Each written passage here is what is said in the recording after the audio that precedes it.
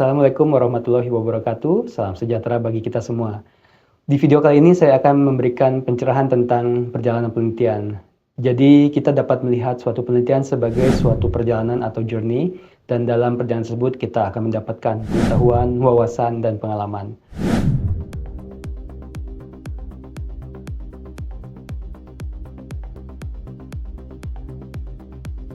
Dalam perjalanan tersebut, kita juga akan menghadapi berbagai rintangan dan hambatan sehingga kita harus mempersiapkan diri dalam memulai perjalanan tersebut. Penelitian adalah kegiatan menyelidiki secara sistematis dan mempelajari berbagai materi dan sumber informasi dengan tujuan untuk menetapkan fakta-fakta yang dapat dipercaya serta mencapai kesimpulan-kesimpulan baru. Dalam proses penelitian, para peneliti mengumpulkan data, menganalisis informasi, dan menafsirkan temuan-temuan tersebut untuk memperoleh pemahaman yang lebih mendalam tentang suatu topik atau masalah yang diteliti. Penelitian dilakukan dengan metode yang terorganisir dan terstruktur untuk memastikan keakuratan dan keandalan hasil-hasilnya.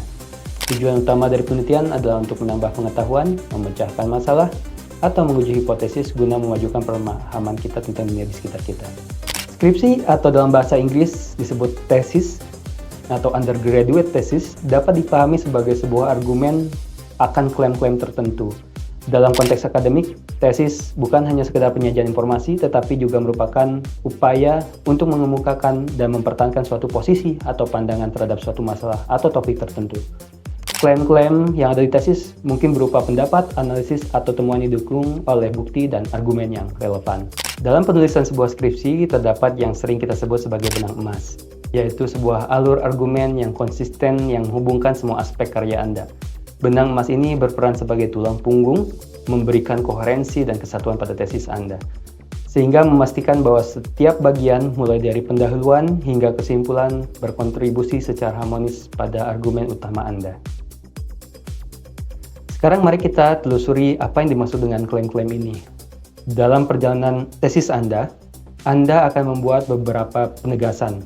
Klaim-klaim ini bisa bervariasi mulai dari penekanan pentingnya topik yang Anda pilih, justifikasi benarnya pemilihan teori, konsep, metode penelitian, dan kemudian menyoroti temuan dan implikasi penelitian. Bahkan menjelaskan kontribusi lebih luas yang ditawarkan penelitian Anda kepada komunitas akademik. Selanjutnya kita akan membahas kenapa proposal penelitian menjadi penting untuk dibuat. Jadi ada beberapa poin kenapa perlu adanya proposal penelitian. Yang pertama, menetapkan batasan atau titik awal. Proposal penelitian membantu dalam menetapkan batasan atau titik awal dari proyek penelitian Anda, sehingga membantu Anda untuk fokus pada tujuan yang jelas dan memastikan agar penelitian Anda tidak meluas, melebar terlalu jauh atau terlalu sempit. Yang kedua, membantu pemahaman Anda dan juga pemahaman orang lain. Dengan menyusun proposal penelitian, Anda akan memaksa diri Anda untuk merumuskan ide-ide Anda dengan jelas dan terstruktur. Proposal ini tidak hanya membantu Anda memahami tujuan penelitian Anda sendiri, tetapi juga membantu orang lain untuk memahami apa yang akan Anda lakukan dalam penelitian ini. Yang ketiga, menjawab pertanyaan "so what?".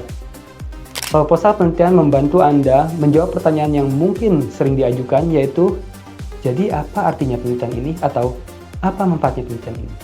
Dengan merinci tujuan, metodologi, dan potensi hasil penelitian, proposal penelitian akan memberikan jawaban jelas tentang signifikansi penelitian Anda. Selanjutnya, yang keempat, menunjukkan kemampuan menulis atau menyajikan yang informatif dan sedikit mempengaruhi pembaca. Penyusunan proposal penelitian memperlihatkan kemampuan Anda dalam menulis dan menyajikan ide-ide dengan jelas dan teratur.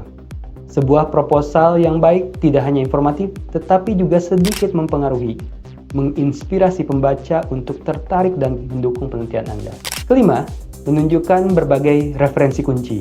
Proposal penelitian yang baik juga menunjukkan pengetahuan Anda akan literatur yang relevan dalam bidang penelitian Anda. Dengan menunjukkan hasil penelaahan referensi kunci, secara tidak langsung Anda menunjukkan pemahaman yang matang tentang konteks dan topik penelitian. Keenam, menjadi dokumen berguna untuk referensi kembali.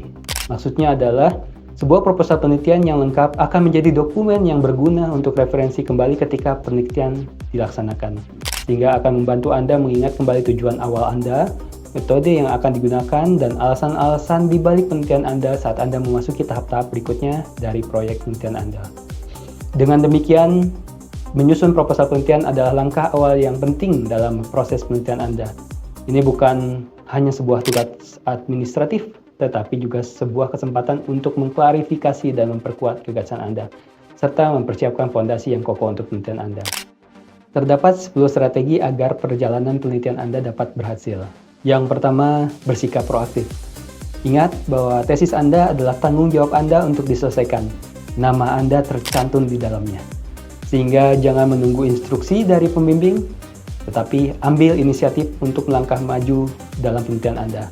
Dosen pembimbing tidak akan menagih bab-bab skripsi Anda, jadi Anda yang harus memulai mengerjakannya dan mengirimkan bab demi bab skripsi Anda ke dosen pembimbing. Sebagian besar kegagalan kelulusan adalah pada saat penulisan skripsi, dan kegagalan tersebut kebanyakan adalah karena mahasiswanya menghilang, tidak ada motivasi mengerjakan, dan ketika sadar sudah terlambat karena sudah terlalu dekat dengan waktu DO. Yang kedua, coba buat atau bergabung dengan kelompok mahasiswa penelitian lainnya. Lawan rasa terisolasi dengan berinteraksi dengan sesama mahasiswa penelitian, sehingga teman-teman semua dapat mendiskusikan ide, tantangan, dan dukungan satu sama lain untuk memperkuat semangat dalam mengerjakan penelitian. 3. Dapatkan dukungan karena perlu disadari bahwa perjalanan penelitian akan diwarnai oleh pasang surut. Kadang optimis, kadang bahagia dengan progres penelitian, kadang kecewa dengan kinerja menulis teman-teman semua, dan kadang-kadang merasa down karena komentar dari pembimbing atau karena sulitnya mendapatkan data. Oleh karena itu, cari support system baik dari teman, keluarga, atau bahkan layanan kesehatan mental jika diperlukan. Ini untuk membantu Anda melewati tantangan ini. Keempat, bangun hubungan produktif dengan pembimbing Anda. Komunikasi dengan pembimbing Anda adalah kunci kesuksesan. Jelaskan apa yang Anda butuhkan dari pembimbing Anda dan diskusikan harapan Anda secara terbuka. Mintalah apa yang Anda inginkan dengan jelas kepada pembimbing. Bicarakan harapan Anda dan diskusikan dengan pembimbing Anda yang mungkin mereka memiliki harapan yang berbeda dengan Anda. Negosiasikan jika Anda memiliki kebutuhan atau keinginan berbeda. Dan juga perlakukan pembimbing Anda sebagai rekan sebaya, rekan kerja, bukan sebagai orang tua Anda. Bangun hubungan yang profesional dengan mereka. Terimalah saran ahli dari pembimbing Anda, tetapi ingatlah bahwa mereka bukan atasan Anda. Anda yang menentukan penelitian Anda sendiri, sehingga diskusikan dengan baik apabila ada ketidaksepahaman. Jika Anda tidak dapat memperoleh semua yang Anda butuhkan dari pembimbing Anda, cari bantuan dari orang lain, diskusikan dengan ketua program studi sehingga bisa dicarikan solusi, atau bahkan pembimbing skripsi bisa diganti sehingga studi Anda menjadi lebih lancar ke depannya.